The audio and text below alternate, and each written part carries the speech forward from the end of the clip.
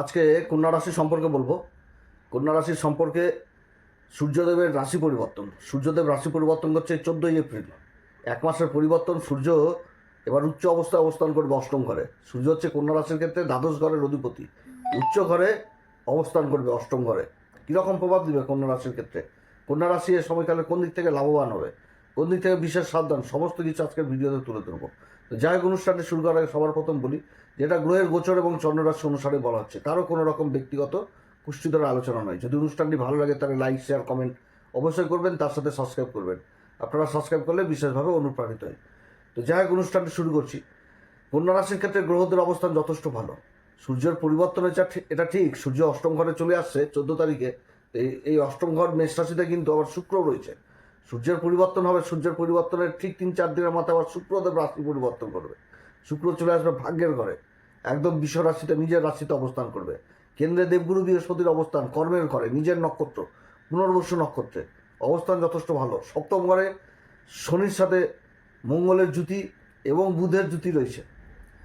তো বুধের জুতি রয়েছে এবং বুধও কিন্তু আবার রাশি পরিবর্তন করবে। বুধ রাশি পরিবর্তন করবে। বুধ রাশি পরিবর্তন করবে হচ্ছে একদম ওই 28-29 তারিখে বুধ রাশি পরিবর্তন করবে। বুধ তখন চলে আসবে সূর্যের সাথে জুতি করে নেবে অষ্টম ঘরে। অনেকগুলো পরিবর্তন রয়েছে। তো যাই হোক, এই সূর্যের যে পরিবর্তন হচ্ছে, অষ্টম ঘরে সূর্য উচ্চ অবস্থায় অবস্থান। এই অবস্থানে কন্যা রাশির ক্ষেত্রে কীরকম প্রভাব দেবে? কন্যা রাশির ক্ষেত্রে তো সূর্য দ্বাদশ ঘরেরই অধিপতি।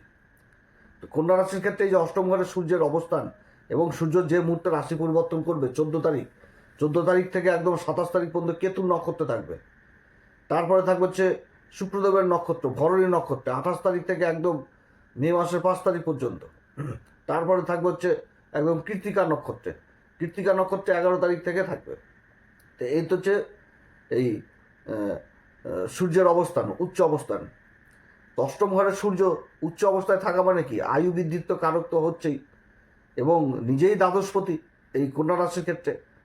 তাহলে বহু রকম কিন্তু এই সময়কালে সমস্যাও দূর হবে, গোপন সমস্যা দূর হবে এবং মনের ইচ্ছা পূরণ করাবে সূর্যদেব। সূর্যদেব অষ্টম ঘরে এই অবস্থান, মানে মনের যে ইচ্ছা, গোপন ইচ্ছা, যেটা হয়তো প্রকাশ করতে পারছিল না বহুদিন ধরে, সেই ইচ্ছাও কিন্তু সূর্যদেবের আশীর্বাদে পূরণ হবে কন্যা রাশির। কিন্তু এখানটাতে দেখতে হবে যে সূর্যের অবস্থান আবার জন্মকুষ্ঠিতে কেমন হয়েছে। বহু দাতা দিদি ভাই বোনদের জন্মকুষ্ঠিতে হলো সূর্যের অবস্থান, গ্রহের অবস্থান খারাপ রয়েছে। তাদের ক্ষেত্রে অবশ্যই উপাচারের প্রয়োজন রয়েছে বা ভালো জ্যোতিষীয় পরামর্শের প্রয়োজন রয়েছে। বছরের শুরুতেই আমি কিন্তু বলেছি যে সূর্য হচ্ছে ব্যয়পতি। যেখানে যাবে সেখানটাতে খরচাপাতি এগুলো করাবে। দ্বাদশপতি সূর্য, এবং সূর্যের ঘরে কিন্তু কেতু অবস্থান করছে এবং ষষ্ঠ ঘরে রাহু অবস্থান করছে। তো সূর্য ব্যয়পতির কিন্তু উপাচার করতে হবে। আর 2026 হচ্ছে সূর্যেরই বছর। তো যাই হোক, এই সূর্যের যে যন্ত্র, সূর্যকে ঠিক করার যন্ত্র, সূর্য দেখা হলো কারো জন্মকুষ্ঠিতে এই সময় গ্রহণকালেই পড়ে রয়েছে। রাহুর মহাদশা চলছে, রাহু খুব বাজে প্রভাব দিচ্ছে। তাদের ক্ষেত্রে বলছি অবশ্যই সূর্য যন্ত্র এবং সরস্বতী যন্ত্র বাড়িতে স্থাপন করবেন। এটা কিন্তু প্রয়োজন রয়েছে, এটা কবজের মতন কাজ করে। তো আজকের ভিডিওতে স্ক্রিনে প্রোডাক্ট বলে একটি অপশান থাকবে, এখানটাতে আপনারা এগুলো সংগ্রহ করতে পারবেন। যাদের রয়েছে অ্যাকচুয়ালি যে গ্রহণযোগ রয়েছে, সূর্য পাপকর্তকী যোগে রয়েছে, রাহুর মহাদশা চলছে, অবশ্যই তাদের কিন্তু সংগ্রহ করা উচিত, না তো অসুবিধাতে পড়তে হবে। সূর্যের বছর। তো যাই হোক, এই সূর্যের অষ্টম ঘরে অবস্থান কেতুর নক্ষত্রে। কেতুর নক্ষত্রে সূর্যের অবস্থান থাকবে একদম 27 তারিখ পর্যন্ত। কেতু, যেটা হচ্ছে অশ্বিনী নক্ষত্র, অশ্বিনী নক্ষত্রের অধিপতি দেবতা হচ্ছে অশ্বিনী কুমার। সূর্যদেব হচ্ছে পিতা এই অশ্বিনী কুমারের। হর্স পাওয়ার অষ্টম ঘরে চলে এসছে। এই সময়কালে কি ইন্ডিকেট করছে?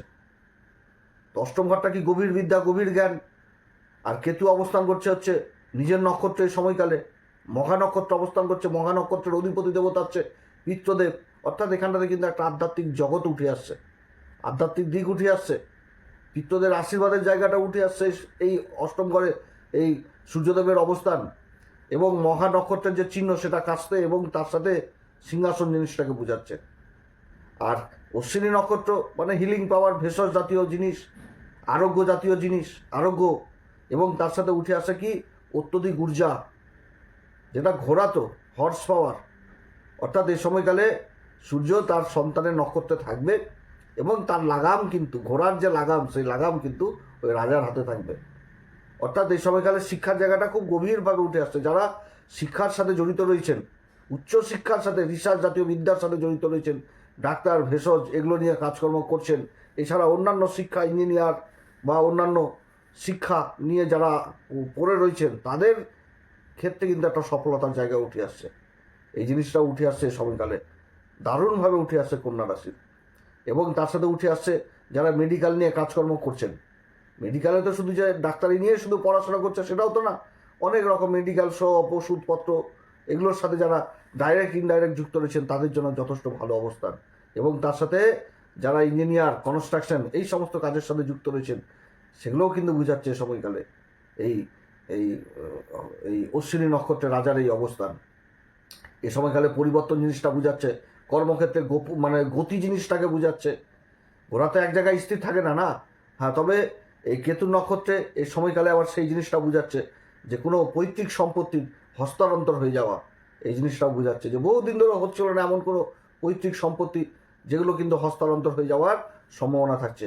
কিংবা দীর্ঘদিন ধরে কোনো সংঘর্ষজনিত কাজ, হয়তো সরকারের বিরুদ্ধেই ছিল এমন কোনো কাজ, সেখান থেকে নিজেদের পাওনা গণ্ডা বা কোনো ক্লেম জাতীয় জিনিস যেটা বহুদিন ধরে হচ্ছিল না, সেই জিনিসগুলো সরকারি হোক বেসরকারি হোক সেইখান থেকে লাভ করা, এটাও জিনিস বোঝাচ্ছে এই সময়কালে এই কেতুর নক্ষত্রে। এবং তার সাথে আধ্যাত্মিক জগৎ জিনিসটা কিন্তু বোঝাচ্ছে, ঈশ্বরের প্রতি যে একটা ধার্মিক চিন্তাভাবনা সেই জিনিসটাও বোঝাচ্ছে এই কেতুর নক্ষত্রে। এরপরে যখন চলে আসবে ভরণী নক্ষত্রে, 28 তারিখ থেকে 10 তারিখ পর্যন্ত থাকবে, তো সেই সময় তো অনেকগুলো গ্রহের পরিবর্তন হয়ে যাবে। অনেকগুলো গ্রহ বলতে যেমন মাঝখানে ভরণী নক্ষত্রের অধিপতি শুক্রদেবের রাশি পরিবর্তন হয়ে যাবে, শুক্রদেব ভাগ্যের ঘরে চলে যাবে, নিজের রাশি বিশ্ব রাশিতে অবস্থান করবে। বুধের পরিবর্তন হয়ে যাবে, বুধাদিত্য যোগ তৈরি হচ্ছে অষ্টম ঘরে। কত সুন্দর পরিবর্তন হচ্ছে এই সময়কালে। মানে কি বলবো, এই বুধের যখন পরিবর্তন হবে, রাশির অধিপতিই তো বুধ সূর্যের সাথে অবস্থান করবে, একে তো বিপরীত রাজ্য তৈরি হচ্ছে, শক্তিশালী আরও বিপরীত রাজ্য তৈরি হয়ে যাবে অষ্টম ঘরে। শত্রুরা বহু দূরে থাকবে এবং নিজের সিক্স সেন্স, নিজের বুদ্ধির দ্বারা অনেক কিছু অনেক দিকে এগিয়ে যেতে পারবে।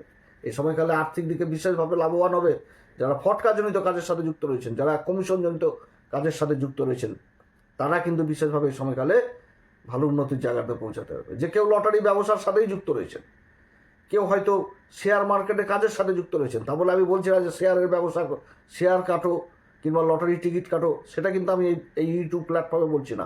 হয়তো এগুলো করেই কেউ জীবিকা অর্জন করছেন, যে কেউ লটারি ব্যবসা করছেন, ব্যবসা করে নিজের সংসার পাতি চালাচ্ছেন, তাদের ক্ষেত্রে বলছি যে তাদের বেচা কেনা ভালো হবে, ইনকাম ভালো হবে, এরকম ব্যাপারটা। এই সমস্ত কাজের সাথে যারা যুক্ত রয়েছেন সেই কাজগুলো যথেষ্ট ভালো হবে। এছাড়া ফটকা ব্যবসা আরও রয়েছে, কমিশন জাতীয় ব্যবসা, যারা এলআইসি, ইন্স্যুরেন্স এই সমস্ত কাজের সাথে যুক্ত রয়েছেন তাদের কাজকর্ম যথেষ্ট ভালো হবে।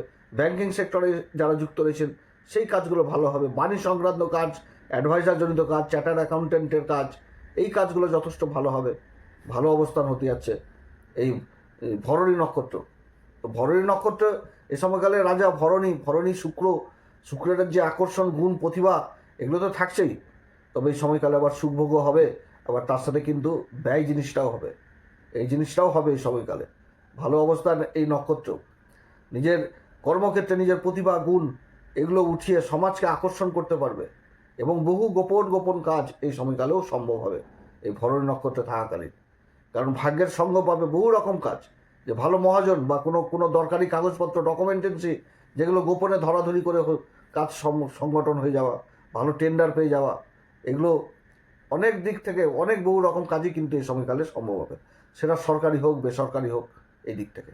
এবং এরপরে যখন কৃত্তিকাতে আসবে, নিজের নক্ষত্রে গ্রহ থাকবে, দ্বিতীয় ঘর ধনসম্পত্তির ঘর, এই ঘরে দৃষ্টি থাকছে, বাণীর ঘরে দৃষ্টি থাকছে, এই সময়কালেও যথেষ্ট ভালো হবে। রাজা নিজের নক্ষত্রে থাকবে, শত্রু হন্তা প্রবল রাজ্য তৈরি করে দেবে, বিপরীত রাজ্য তৈরি হয়ে যাবে, হেভি অবস্থান। বাণী সংক্রান্ত, তারপরে চার্টার্ড অ্যাকাউন্টেন্ট, আইন সংক্রান্ত কাজ, গোপন কাজ, সিবিআই যেগুলো হয় আর কি, সমাজের সামনে যেগুলো আসে না সেই কাজগুলোতে সফলতা পেয়ে যাওয়া, এগুলো জিনিসও কিন্তু বোঝাচ্ছে। এগুলো তো সব ভালো ভালো গুণ বললাম, খারাপ গুণও রয়েছে, খারাপ দিকটাও উঠে আসছে এই সময়কালে। যেমন কেতুর নক্ষত্রে সূর্যের এই অবস্থানে খারাপ দিকে, হয়তো কারোর জন্মগোষ্ঠীতে সূর্যই হয়তো পড়ে রয়েছে একদম সেই আপনার পাপ কর্তৃক যোগে পড়ে রয়েছে জন্মকুষ্ঠিতে, তাহলে এই সূর্য তো ভালো ইফেক্ট দিবে না। এই সূর্য কী ইফেক্ট করবে এই সময়কালে? এই সূর্য আধ্যাত্মিক জগৎ থেকে নিজেকে বিচ্যুত ঘটাবে, শিক্ষার জায়গাটা অতটা ভালো হবে না, ধর্মের প্রতি অতটা রুচি থাকবে না, মানে অধর্মের কাজ করে বেড়াবে, গোপন প্রেম ভালোবাসা এগুলোতে জড়িয়ে যাবে। কেতুর নক্ষত্রে যখন থাকবে, ভরণী নক্ষত্রতেও সেই জিনিসটা বুঝাচ্ছে। ভোগ বিলাসিতাই নিজের দেহে অসুখ বিসুখ ডেকে নিয়ে আসবে, কারণ অত্যধিক ভোগ রোগের কারণ হবে ভরণী। খাওয়া দাওয়ার দিকে যথেষ্ট খেয়াল রাখতে হবে। কৃত্তিকাতে যখন থাকবে তখন অশান্তি, গণ্ডগোল, চোট চাপাটি এগুলো হয়ে যাবে, যদি সূর্য আবার মানে পীড়িত অবস্থায় থাকে কারো জন্মকুষ্ঠিতে এবং নেগেটিভ অবস্থায় যদি থাকে।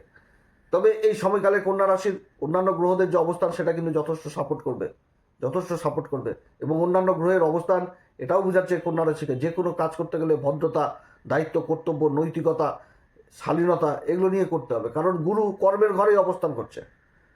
সূর্য উচ্চ অবস্থায় অষ্টম ঘরে অবস্থান করছে, সব ভালো, কিন্তু কর্মটা করতে হবে কি ধৈর্য ধরেই করতে হবে। আর সূর্য উচ্চ অবস্থায় অষ্টম ঘরে চলে আসা মানে কি আরও গভীর বিশ্লেষণ সেই জিনিসটাও বোঝাচ্ছে। এবং শনি সপ্তম ঘরে অবস্থান করছে নিজের নক্ষত্র উত্তরা ভাদ্রপদে, অর্থাৎ ব্যবসা ক্ষেত্রে আয় ব্যয়ের হিসাবও ঠিক করে রাখতে হবে এবং গভীর বিশ্লেষণ করে এগোতে হবে, এই জিনিসগুলো বোঝাচ্ছে।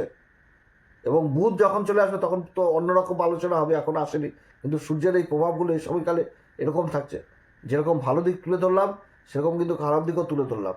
অতএব এই জিনিসগুলোও কিন্তু মেনটেন করতে হবে কন্যা রাশিকে। এই সময়কালে কোন উপাচার করবে প্রত্যেকটি ভিডিওতেই বলে আসি, হনুমান চল্লিশা, বজরংবাণ, শ্রীরাম সীতা প্রণাম মন্ত্র সহকারে করতে হবে। এগুলো তো করবেন। সূর্যদেবকে অর্ঘ্য দিবেন এবং বাড়িতে সূর্য যন্ত্র স্থাপন করবেন, সরস্বতী যন্ত্র স্থাপন করবেন। মা সরস্বতীর কাছেই কিন্তু রাহু একমাত্র মাথা নত করে। আর সূর্যযন্ত্র এই কারণে বলছে, সূর্য হচ্ছে ব্যয়ের ঘরের অধিপতি হচ্ছে সূর্য। তো জীবনে কিন্তু ব্যয় ঘটাবে, আকস্মিকভাবে ব্যয় জিনিসটাকে নিয়ে আসবে, খরচাপাতি যথেষ্ট বৃদ্ধি করাবে। তো এগুলো একটা ব্যাপার থাকছে এই সময়কালে। তো যাই হোক, অনেক কথা আলোচনা করলাম। যদি অনুষ্ঠান ভালো লাগে তাহলে লাইক, শেয়ার, কমেন্ট অবশ্যই করবেন, তার সাথে সাবস্ক্রাইব করবেন। নমস্কার, ধন্যবাদ।